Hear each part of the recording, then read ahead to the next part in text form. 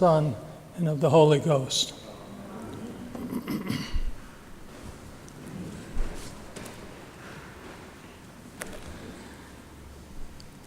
John Rankin lived in a small town in Ohio in the 1800s. His home happened to be located at the highest point in that town.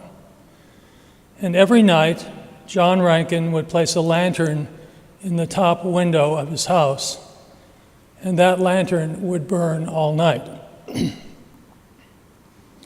To the townspeople, it was nothing more than a peculiar habit their neighbor had, and they thought nothing more about it. But to runaway slaves who were trying to make their way north to freedom, it was a lighthouse, a beacon, a refuge, a signal for safe passage, and much needed hospitality. For everyone who does evil hates the light, and does not come to the light, lest his deeds should be exposed. But he who does what is true comes to the light, that it may be clearly seen that his deeds have been wrought in God. St. John the Evangelist has a strong sense of the imagery of light and darkness.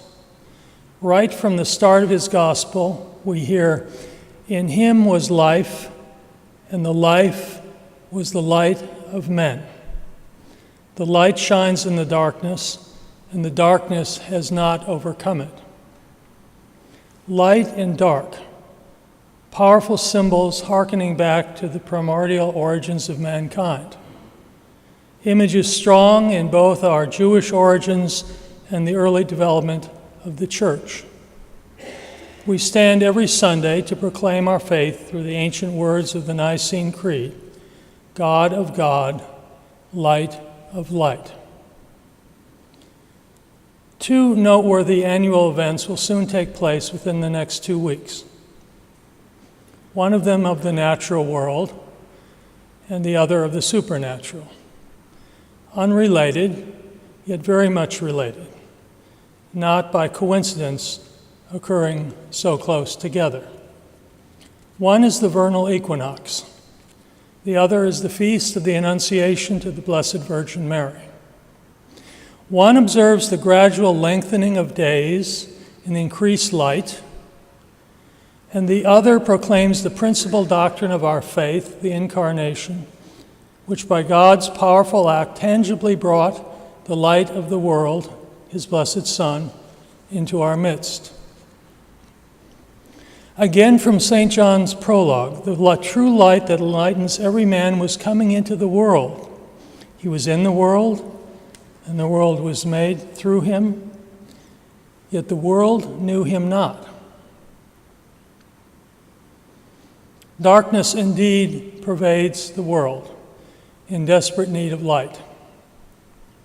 Who can deny that reality, not needing to search far beyond the very streets of our own community? Who is not appalled by the greed, dishonesty, self-serving interests evident in much of corporate America and on all levels of government? Who is not outraged by the apathy which allows inequity and injustice to continue to pervade our society?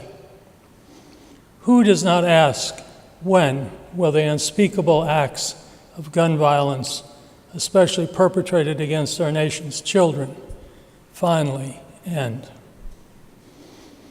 Will light ever be able to pervade all the deep recesses of the world's darkness, which seems impenetrable much of the time? 12 years ago, right at this very time, I led a group from our parish on a mission trip to the Gulf Coast, devastated by Hurricane Katrina.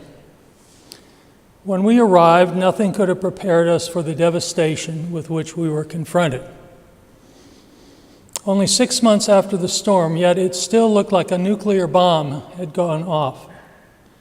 Mile after mile after mile of utter destruction, home after home, building after building, damaged or destroyed.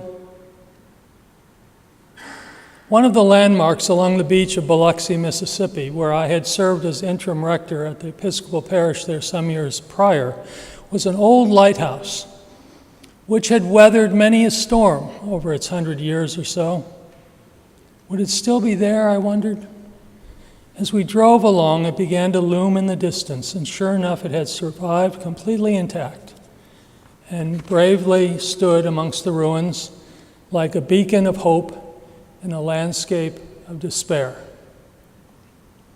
As the week progressed and our team engaged in diverse activities, helping the parishioners of the local parish of Holy Redeemer sort through the rubble of their church, assisting an old couple remove trees and limbs from their yard, picking debris from property, or working in the food distribution center.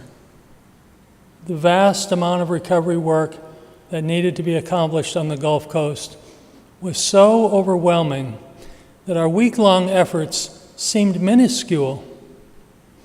Yet everyone was so very appreciative of our